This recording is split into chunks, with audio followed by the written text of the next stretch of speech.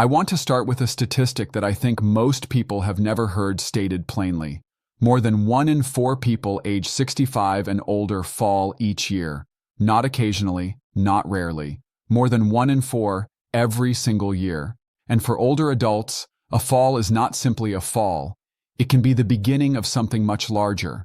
A broken bone, a hospital stay, a period of reduced mobility that leads to muscle loss that leads to more falls. A chain of consequences that, in some cases, ends in long-term disability. The National Institute on Aging is direct about this. A simple accident, tripping on a rug, slipping on a wet floor, can change your life. Now here's what I want you to sit with. Most people who are at significant risk for a fall don't know it. They feel reasonably steady. They've always been careful. They haven't fallen yet. Or if they have, they chalked it up to bad luck rather than a pattern worth examining. And they have no idea that certain things they do every day, the medications they take, the shoes they wear, the way they rise from a chair, may be quietly stacking their risk in ways that could be addressed. And there's something specific I want to build toward today. A connection between fear of falling and the actual risk of falling that most people have completely backwards. And that, once understood, changes what you should be doing about this. Stay with me. This is one of the most important things we've covered in this entire series.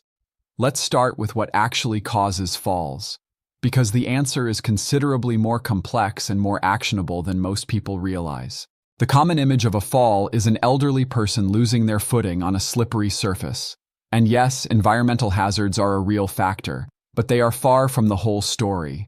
The NIA identifies a broad range of contributing causes, and understanding them reveals how many of them are addressable. Vision and hearing changes affect spatial awareness and balance more than most people appreciate.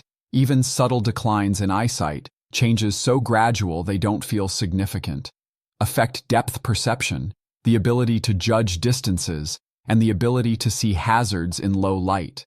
Hearing plays a role in spatial orientation in ways that aren't immediately obvious.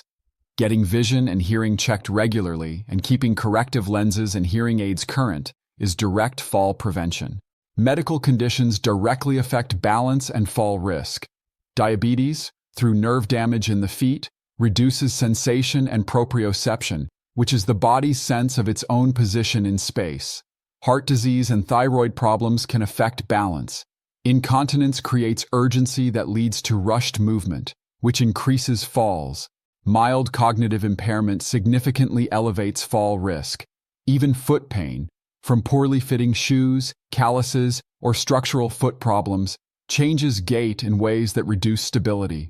Blood pressure changes deserve specific attention. When you stand up quickly from sitting or lying down, blood pressure can drop temporarily, a condition called postural hypotension. This causes the dizzy, wobbly feeling some people experience on rising, and it's a direct fall risk. The NIA recommends standing up slowly and having blood pressure checked in both lying and standing positions to identify whether this is happening. And medications. This is the one that most people don't connect clearly enough. Many commonly used medications list dizziness, drowsiness, or confusion as side effects. The more medications a person takes, the higher their fall risk. Some drug combinations amplify these effects.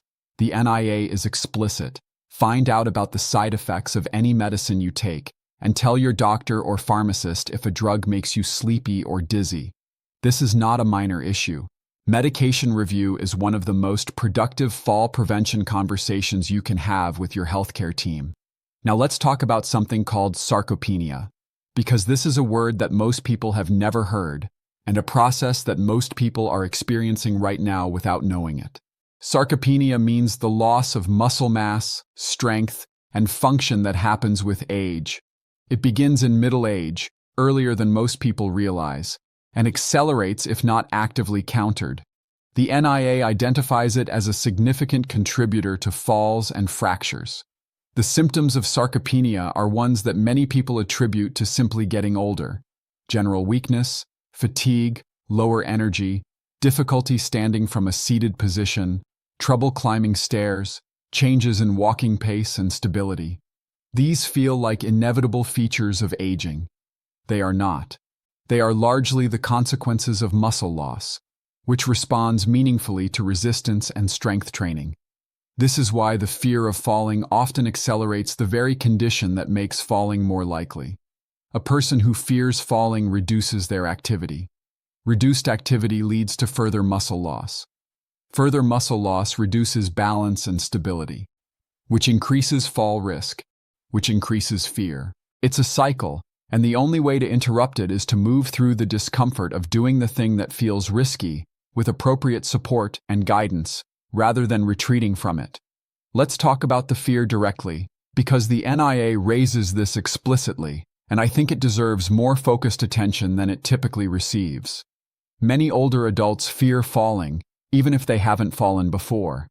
That fear is understandable. It makes complete psychological sense. A fall at this stage of life carries different stakes than it did 20 years ago. Bones are less dense, recovery takes longer. The downstream consequences can be serious. But the NIA's guidance is unambiguous about what happens when fear drives avoidance of activity.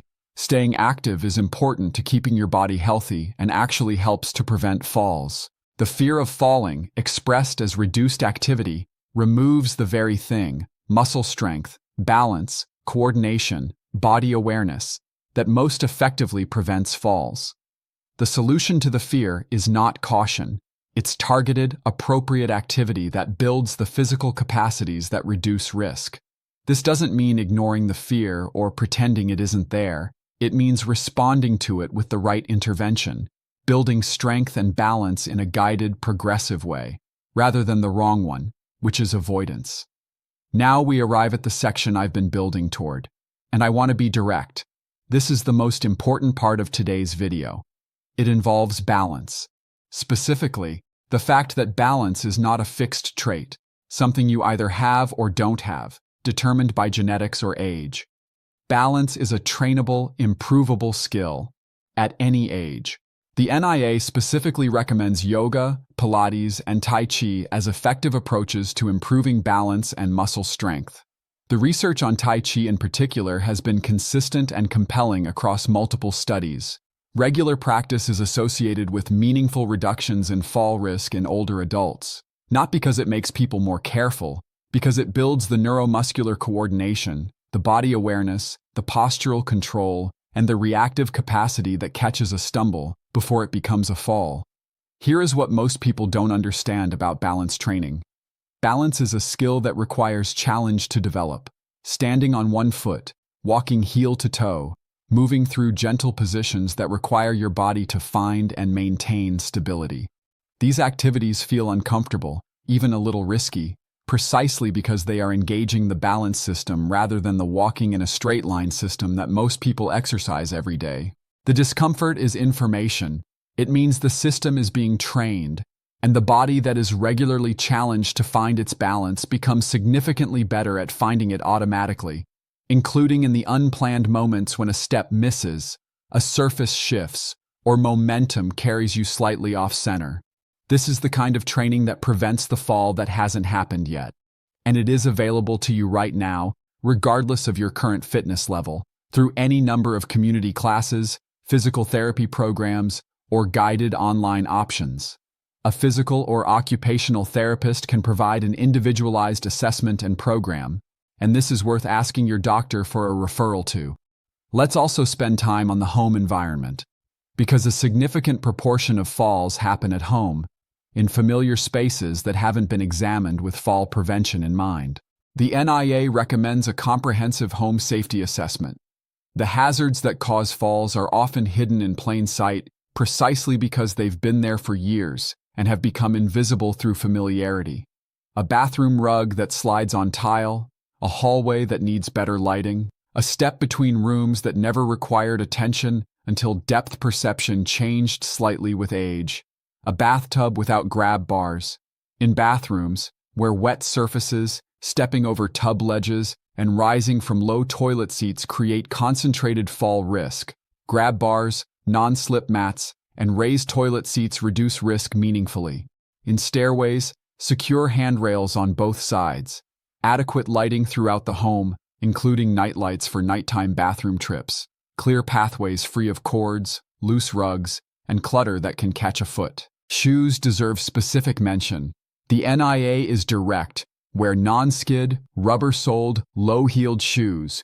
Don't walk in socks. Don't walk in backless slippers or smooth-soled shoes. The footwear most people wear casually at home, which feels comfortable and familiar, may be among the most significant fall risk factors in their daily life. Standing up slowly from seated or lying positions is consistently recommended. Taking a moment at the edge of a chair before standing. Giving blood pressure time to adjust. Not rushing toward a destination before equilibrium is established, and keeping hands free when walking, using a bag or backpack rather than carrying items that compromise the ability to reach for a railing or catch a stumble, is a simple behavioral adjustment that removes a frequently overlooked risk. Assistive devices deserve honest, direct attention, because many older adults resist using a cane or walker, even when their doctor has recommended one, because of what it feels like to use one, what they believe it says about them. The NIA is clear. Using canes and walkers correctly can help prevent falls. These devices do not announce weakness or decline. They are tools, specific, effective, designed tools, for managing a real and manageable physical situation. A person who uses an assistive device and moves through their day safely and confidently is making a wiser choice than a person who insists on managing without one and falls. If you use or are considering an assistive device, ensure it is the correct size and is properly adjusted for your height. An ill-fitting cane or walker is less effective and can itself be a fall risk. A physical or occupational therapist can assess which device is appropriate and ensure it fits correctly. And the few minutes spent on that assessment are a meaningful investment. Let's also briefly address bone health, because while the focus of this video is fall prevention, the severity of what happens when a fall does occur is directly related to bone density. Healthy bones won't prevent a fall, but they may prevent the fall from breaking something, or may reduce the severity of a fracture if it does occur. The NIA recommends adequate calcium and vitamin D for bone health, at least 150 minutes of weekly physical activity, with weight-bearing movement specifically beneficial for bone density, avoiding tobacco, and limiting alcohol. Osteoporosis, the condition that makes bones thin and brittle, significantly increases the danger of any fall. A conversation with your doctor about bone density and whether testing or treatment is appropriate is worth having, particularly if you have other risk factors.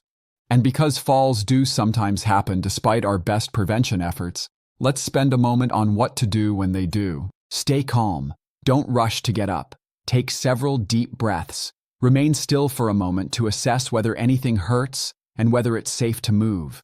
If you can get up safely, roll onto your side, move to hands and knees, crawl to a sturdy chair, and rise slowly from there, keeping one foot flat on the floor and rising from the kneeling position using the chair for support. If you're hurt or cannot get up safely, don't try to force it. Call for help. A charged mobile phone or a personal emergency response device, the kind worn as a pendant or bracelet that can summon help with a button, is worth having before you need it. And always tell your doctor about any fall since your last visit, even if it seemed minor, even if nothing was injured. A fall can alert your doctor to changes in medications, vision, or physical condition that can be identified and addressed. Reporting it is information that helps prevent the next one. Let's bring everything together with practical actions. The first is to begin balance and strength training, specifically, not generally. Yoga, Tai Chi, Pilates, resistance training. Not just walking. Walking is excellent aerobic activity, but it does not substantially challenge the balance system or build the muscle strength that fall prevention requires. Add one of these to your weekly routine. Ask your doctor for a physical therapy referral for an individualized assessment and program if you're not sure where to start. The second is to conduct a complete medication review with your doctor or pharmacist focused specifically on fall risk. Ask, which of my medications list dizziness or drowsiness as side effects? Are there interactions between my medications that could affect my balance? Is the combination I'm taking appropriate for my current situation? This conversation may reveal adjustments that meaningfully reduce your risk. The third is to walk through your home with fresh eyes and address every hazard you find.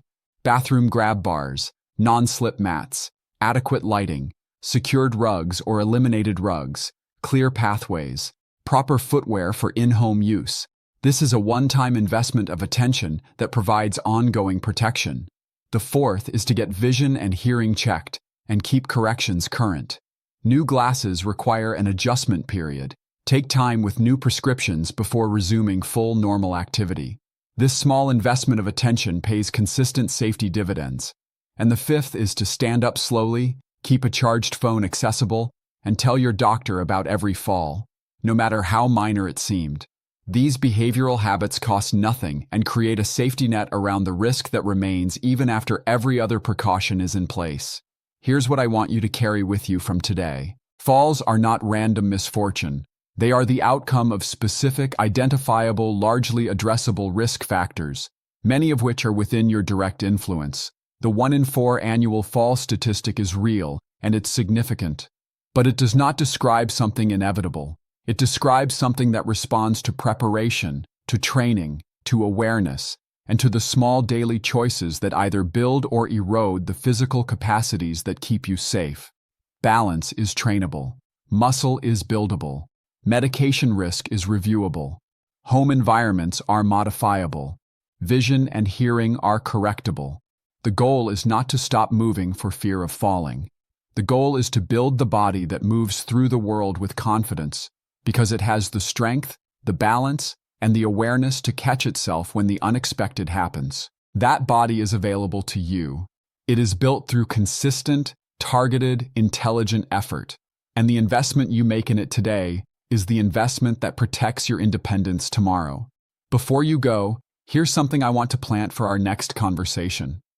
We've talked today about falls as a physical risk, something that happens to the body and that the body can be trained to prevent. But there's a dimension of fall risk we haven't fully explored, and it connects to something we've discussed throughout this series. It involves how sleep quality affects balance, reaction time, and the neurological systems that catch a stumble before it becomes a fall. The research on sleep deprivation and physical coordination is striking, and it reveals why getting adequate quality sleep is not just a cognitive health investment, but a physical safety one. That's coming up next. And if you want to keep building a complete, honest understanding of how to age safely and well, subscribe to this channel. Take good care of yourself. Your safety matters. Your independence matters. And with the right knowledge, both are far more within your control than most people realize.